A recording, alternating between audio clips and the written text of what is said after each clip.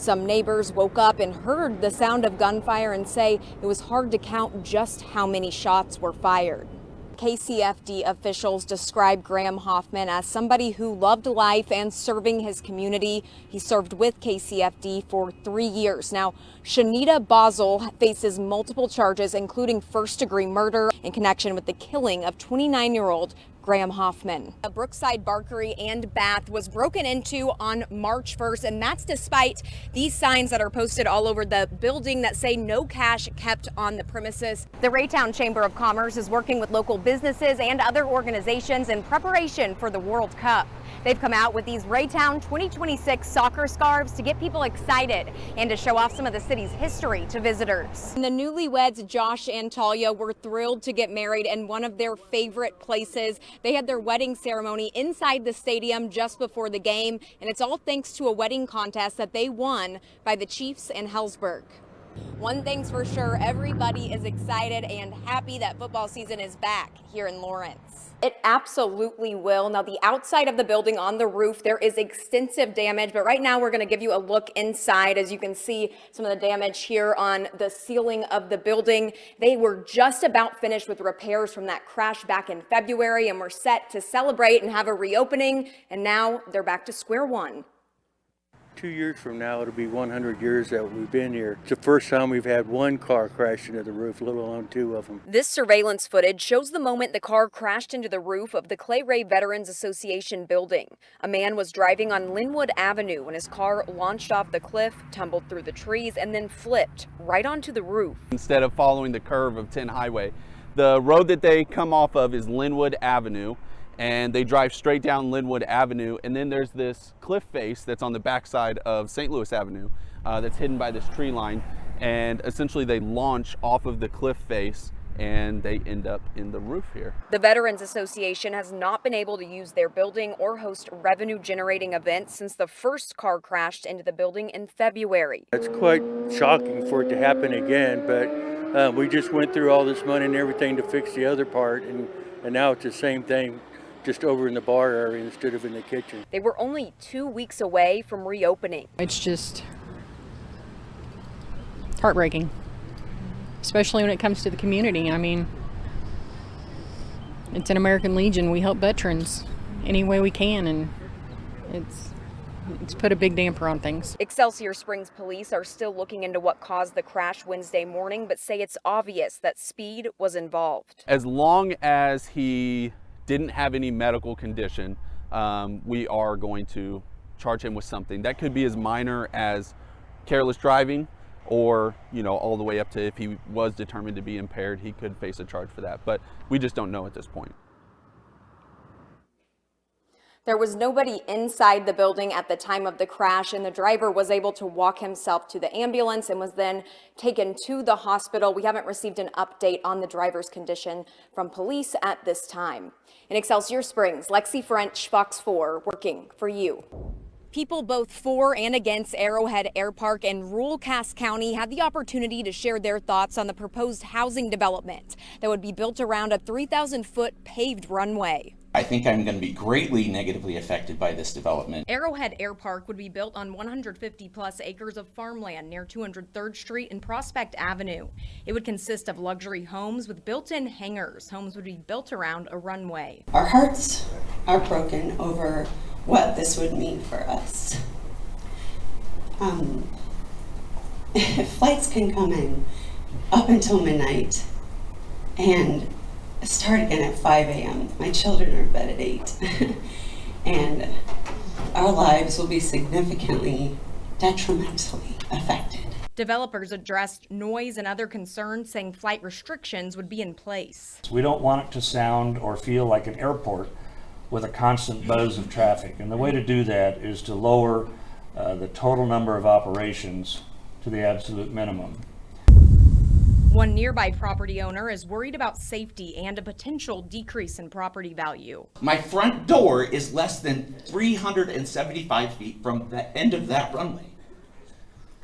If there is an amateur pilot who doesn't know what they're doing and they get a crosswind, they could be through my front door. That's a legitimate concern at my house. Is my insurance going to go up?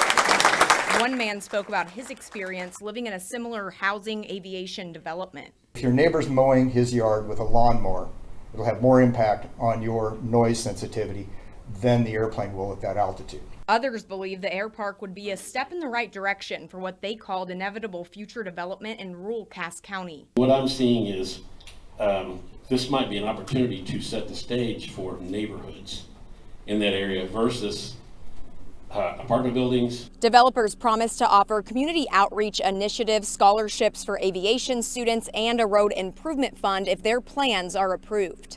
In Cass County, Lexy French, Fox 4, working for you. Car break-ins in the Waldo neighborhood turned violent Thursday morning, and now multiple houses on this street are left riddled with bullet holes. Neighbors say they're just thankful nobody was hurt. One bullet hit our tree, which had that tree not been there, it would have hit the corner of our house where my 13-year-old daughter's room is. So something that could have easily killed her.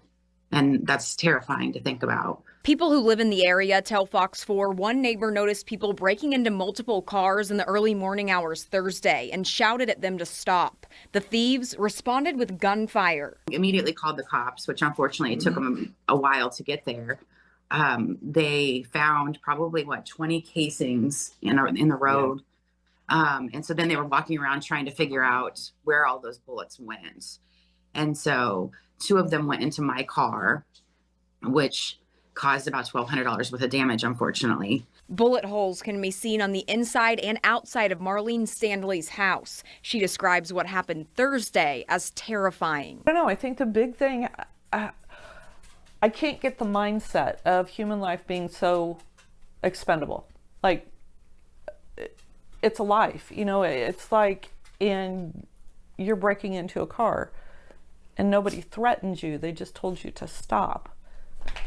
So how in your mind, what does it take to get you to the point where you think it's okay to shoot them? Stanley has lived in the neighborhood for 8 years and has never experienced something like this before. I've always felt so safe, and it's like now, my son doesn't even want my grandkids to come spend the night, and I don't blame him, and it's breaking my heart. I don't want to sell my house. I love my house. I've put so much work into it. Neighbors want to send this message to other victims of property crime. Which is why I posted on our neighborhood page, is we all know this is happening. Just call the police. Don't even begin to stop them because they're armed.